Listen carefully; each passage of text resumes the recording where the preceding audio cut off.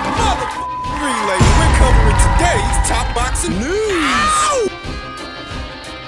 Okay, we'll start with this. Early next month on the 11th, as part of a Sky Sports and Boxer show, unbeaten up-and-comer from the United Kingdom, Carolyn Dubois is going to be taking on Argentina's own Yamila Abellaneda. You might be familiar with that name. That's who Terry Harpier fought upon her return fight after having been knocked out by Alicia Baumgartner. That was at 135 pounds, and so is this. Carolyn Dubois, the amateur standout, the Olympian, the unbeaten up-and-comer who sports a professional record of 5 wins, no losses, and no draws. 4 knockouts. Genuine ferocity, genuine stopping power. At only 22 years old, the world is her oyster. She's going to be taking on Argentina's own Yamila Abellaneda, who sports a professional record of 15 wins with 5 losses, 1 draw. Yamila is an orthodox fighter, whereas Carolyn Dubois is a southpaw, a spiteful one. And I do love spiteful southpaw. This is a step up in class for Carolyn Dubois, a step up in competition, sharing the ring with someone who's faced the likes of a Terry Harper, of a Patricia Bergoult. Yamila Abellaneda has been around the block, and every single time, while she might have won some fights and lost some fights, you know what didn't happen? What? She's never been stopped. In 21 professional contests, 21 professional bouts, Yamila Abellaneda, she's as tough as they come, and she's never been knocked out. Yamila, bit of a mid-range to inside fighter, Argentinian slugger, tough as they come, but she's got slow hands and she's got slow feet. I remember in the Terry Harper fight, Terry Harper boxed her from the outside, moving lateral, sticking those straight punches out there, keeping that jab in Yamila Abellaneta's face. I want to say that the effort from Carolyn Dubois may not be as conservative. I also want to add that Terry Harper, when she faced Yamila, she was a much more experienced fighter then than Carolyn Dubois is now. That's what makes this a step up in class, a step up in competition. Fighting somebody like this at only 5-0? Will be interesting to see whether or not Carolyn Dubois can stay in character. She's been overwhelming these girls with power and volume. Her shot selection is phenomenal, but Yamila is a cut above the girls that she's been fighting. Oddly enough, Yamila Abellaneda has a busy schedule ahead of her. She's actually supposed to be in action this weekend opposite the ring Lorena Alguborde. Ahead of the Carolyn Dubois fight next month. She's double booked and she's been busy. She fought 3 times last year. She's already got 2 fights on the books this year. 2 fights scheduled. She may not have the same ceiling as a Carolyn Dubois, the same level of talent, but she does have more rounds in the bank, more professional experience, and the night of, she won't have any ring rust to shake off. She was busy last year. She'll be as sharp as she can be this year, as sharp as she can be the night of. Opposite the ring, Carolyn Dubois, who is a more aggressive and spiteful puncher than, say, Terry Harper, than Patricia Bergoult. They're more boxers than punchers. They don't necessarily go in there with the intention of getting the girl out of there. If the knockout happens, it happens, but what we've been seeing from Carolyn Dubois, for the most part, is a conscious effort to hurt the other girl, to get her out of there, and that has its perils, its dangers. I mean, we saw what happened to Mary Spencer, who has a very similar methodology at the hands of Femke Hermans. It backfired. Yamila Abellaneda may prove a more stubborn customer than Carolyn is used to sharing the ring with. She's been in there with punchers like Rose Vellante, Adriana Dos Santos Araujo. They couldn't knock her out. Boxers and champions like Patricia Bergoult and Marie-Eve Dicaire. Carolyn Dubois has to not make the mistake, has to be careful to not punch herself out going for the knockout the way she's been going for the knockout. Or could it be that Carolyn Dubois will elect to box? Will she show us another layer of her game that perhaps we haven't seen in previous fights because she hasn't had to use it? I'd be thoroughly impressed if Carolyn Dubois stopped Yamila Abellaneda. I'd be impressed if she's the first woman to stop the Argentinian slugger, because she's never been stopped before. So it's not a requisite that she stop her in order to get the job done. It's already impressive that she's fighting somebody like this at only 5-0, with only 5 professional fights. Yeah, that's impressive. Set to go down early next month on the 11th as part of a boxer show. Keep your eyes peeled for Dubois versus Abellaneda. In men's welterweight news, unbeaten up-and-comer Jaron Boots Ennis says Spence won't return to 147 if he fights Keith Thurman at 154. Spence's team of apologists and spin doctors have been working vigorously to try and explain why he's fighting Keith Thurman at junior middleweight. Last year, he was ordered by the WBC to give Keith Thurman a title shot. In this fight at junior middleweight, that's not what that is because there are no world titles on the line at all. So how does that even satisfy that order? If he's fighting Keith Thurman at 154, I feel like he's not coming back down. I feel like he's getting older now, and his body, I guess he's going to move up, said Jaron Boots Ennis to YSM Media about Errol Spence Jr. You can relate to Spence not wanting to fight Crawford and Boots Ennis after coming close to getting knocked out by 35-year-old Yordenis Ugas last April. Spence knows which way the wind blows, and he's not going to let the shark like Ennis and Crawford tear him apart. Yordenis Ugas didn't throw a lot of punches in that fight, thus he didn't land a lot of punches in that fight, but there were two instances where he visibly rocked Errol Spence Jr. My honest opinion is that Errol Spence Jr. at this point is no longer the fighter that he was when he shared the ring with Kell Brock in 2017. He's not even the fighter that he used to be when he shared the ring with Sean Porter in 2019. I think this is a guy that is more or less being held together by scotch tape and bubblegum. It's a smokescreen, the whole thing. It's a production. You have a lot of people that are downplaying Terrence Crawford in the Terrence Crawford fight, his marquee value, but look at who they're putting Errol in there with. Keith Thurman, who sold next to nothing with his box office fight against Mario Barrios. Before you start talking about what Terrence Crawford did or didn't sell, what did Keith Thurman sell the last time you saw him? What did Keith Thurman sell with that Mario Barrios fight? One fight in the last 3 years. You think anybody is thrilled to see Keith Thurman? They wanted to see Errol fight Terrence Crawford, at least more than they wanted to see him fight Keith Thurman. I can't see it happening at 154, but how are they going to do it without any belts? Said Boots Ennis when asked if there's a possibility that Spence and Terrence Crawford could fight at 154. Everybody wants to see them fight for the undisputed at 147. With them fighting at 154, it doesn't make sense. It makes more sense. I don't know what they're going to do and what they've got going on. No, underneath it all, you know what they're doing, and you know what they've got going on. We all do, even Errol Spence Jr.'s fans. Errol Spence is not coming back to welterweight.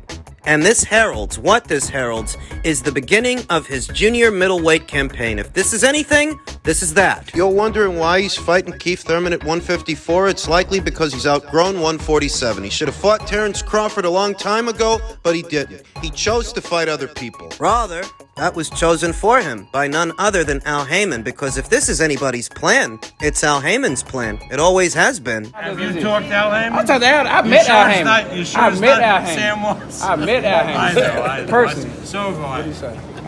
Can we get both of them in the ring? Can we get both of them in the ring? He said, I'm fighting Mikey. Then I might fight Sean Porter, Keith Thurman. So he didn't mention Terrence, huh? He didn't. I just got to call him up or something.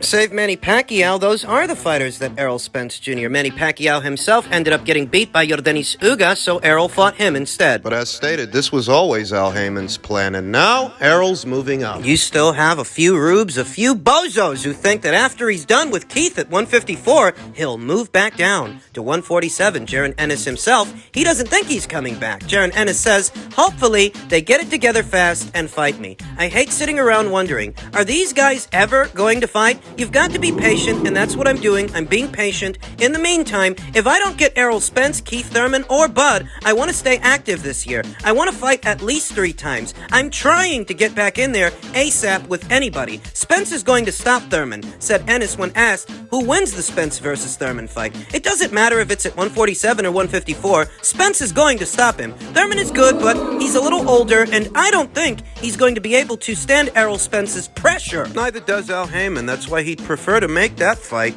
than the Crawford fight. Errol Spence Jr. is fighting Keith Thurman at 154 because he's not coming back to 147. After all these years, making that weight has grown difficult. He's not coming back down. There's a narrative being spun that the reason the fight is at 154 pounds is because Errol didn't want to give Keith the satisfaction. He doesn't want to give him a title shot. Okay, so spin the block and fight Crawford. And that is where the logic behind that argument collapses. If you don't want to give Keith the satisfaction and you don't want to give him a title shot, you can spin the block and fight Terrence Crawford. I'm sure that all three alphabet organizations wouldn't stand in the way. They wouldn't stop you. You see, they're letting the guy go up to 154 and they're not stripping him. So you think they'd have some aversion to facing Terrence Crawford next instead of Keith Thurman? No, of course not. They wouldn't stop him. Jaron Ennis wants to be more active this year if he can't get Errol in the ring, and he won't. He won't get Errol in the ring. How long have I been saying that? You can fight in IBF eliminators till you're blue in the face. You can fight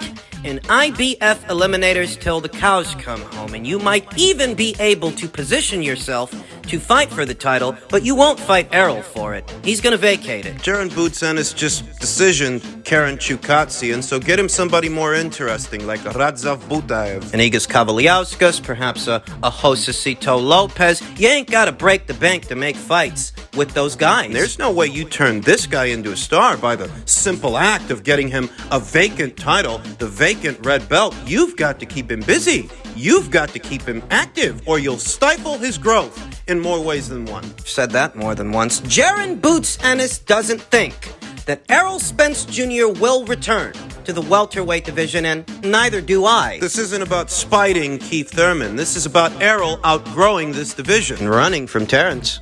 Now, former champion Sean Portier has a very similar view to that of Jaron Boots Ennis. He doesn't think that Errol's coming back down either. He expects that Errol will fight Terrence Crawford at 154 pounds. He must have made these comments before it was officially announced that Keith and Errol would be fighting at junior middle. He must have. Because he was quoted as saying, "I think it's going to be Keith Thurman, and then I can see him moving up," said Porter during an interview with BoxingScene.com. Reports indicate he's not waiting until after the Keith Thurman fight to move up in weight. He's moving up in weight for that fight. And so is Keith. For no belt at all. This couldn't have been something that Team Thurman requested because they don't benefit from this in the least. What's the benefit to Thurman doing this fight at 154 instead of 147? How does that benefit him? Most I can say is that with neither man having to cut the extra pounds to make 147, the camp may not be as difficult, though if by some chance Keith Thurman were to pull the upset, the monumental upset, what would he get out of it? Wouldn't make him a champion again. There's no belts on the line. Though perhaps at this stage, Keith Thurman is less concerned with becoming a two-time welterweight champion and more concerned with lining his pockets because, let's be honest, if he were to beat Errol and win those belts, he would adopt Jaron Boots Ennis, Virgil Ortiz as his mandatory challengers, and he would be the one that people expect to face Terrence Crawford. He doesn't want that. And that is likely why he agreed to this, agreed to do the fight at 154 pounds for no belts at all. Not that anybody thought he was going to win anyway. I honestly expect Terrence and Errol to fight at 154 pounds, although fans would seemingly jump for joy, their mouth-watering bout would lose a bit of historical significance. But while an undisputed showdown would no longer be on the cards at 154 pounds, Porter concludes that the belts would be extraneous in a matchup between the two pound-for-pound luminaries. The belts don't matter. No disrespect, but the belts don't matter. You know, it's that kind of mentality that's going to keep a lot of guys out of the Hall of Fame. Well, you may not be thinking about it now, but it's that kind of mentality that's going to keep a lot of fighters from being remembered fondly in the years to come. They just don't know it yet. He thinks the belts don't matter. Nestor Gibbs of The Boxing Voice, one of the bigger YouTube channels in the YouTube boxing community, one of the bigger boxing podcasts, where Sean Porter says the belts don't matter. Nestor Gibbs, he says something very differently. It's sad to see so many stupid people, man. I swear, so many people talking about this shirt, not understanding that he's playing off your emotions. He beat Ugas, getting the third belt, and he puts out a shirt like he's about to go negotiate with Bud, and that's next. Makes a bunch of millions off the shirt. That don't happen.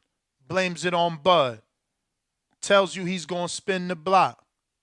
Puts out another shirt that he's about to spin the block.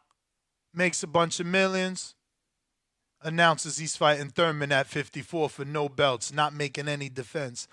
Again, you're just an idiot and you like to be abused. You into S&M, I get it, man. Some of you dudes are fucking weirdos and shit, you know, and you want to be handcuffed and spanked and weird shit like that. I'm not into torture. I feel like Sean Porter's comment about Terrence and Errol potentially fighting at junior middle and the belts not being on the line, the belts themselves not mattering. I feel like for Sean, what he was doing was towing the company line even if it doesn't align with how the consumers might feel. The fight fans, a big part of the appeal of this fight was that it was for all the marbles. For the last 4 or 5 years, the sales pitch was that it was strap season. So that Sean Porter can turn around and tell you that the belts don't matter. If that's true, then why has Errol Spence Jr. spent such a long time collecting them? It needs to be reconciled. People in boxing got big egos. They want to tell a consumer what matters and what don't. It doesn't work like that. This being an undisputed title fight, the winner potentially becoming the first undisputed champion in the 4-belt era, it matters. It means something. Even if the fighter himself doesn't care about his own legacy, doesn't care about belts, from a marketing standpoint, it does go a long way to help sell a fight. The history that creates and the atmosphere that follows. You didn't need an undisputed bantamweight championship fight to know that Inoue was already a better boxer than Paul Butler, though the fact that they went through with it. That it actually happened and that he actually got to make that history for himself, his own legacy, and his country. The first Japanese undisputed champion in the 4-belt era. His Hall of Fame ticket is already punched, even if he doesn't know it, whereas Sean, a Heyman fighter, Al Heyman's perverse brand of boxing and the distorted views of his fighters. I'm not at all surprised to hear a Heyman guy say that belts don't matter. Maybe not to a Heyman guy. Maybe not, but maybe that's why. None of his guys, not a single PBC fighter, has the same marquee value of a Manny Pacquiao, a Canelo Alvarez, and Anthony Joshua, and Alexander Usyk, or a Tyson Fury. Those guys don't know the ball from the bounce. Some substrata of fight fans is comfortable being continuously lied to by Errol Spence Jr. More power to them. But Errol Spence Jr. here today. Since having debuted on pay-per-view opposite the ring, Mikey Garcia, his numbers aren't up, his numbers are down. For all this talk from Sean about how the belts don't matter, given how long it's taken Errol to collect just three belts. Belts don't matter. He should have chucked them a long time ago and just moved up in weight then. A glimpse into the future and what the narrative will soon become beyond the Keith Thurman fight should Errol not move back down. Right now they want you to believe that he might move back down. But he won't. And when he doesn't, his core supporters will spin another narrative. That's what they do. Spin another yarn. They must really like apologizing for this guy.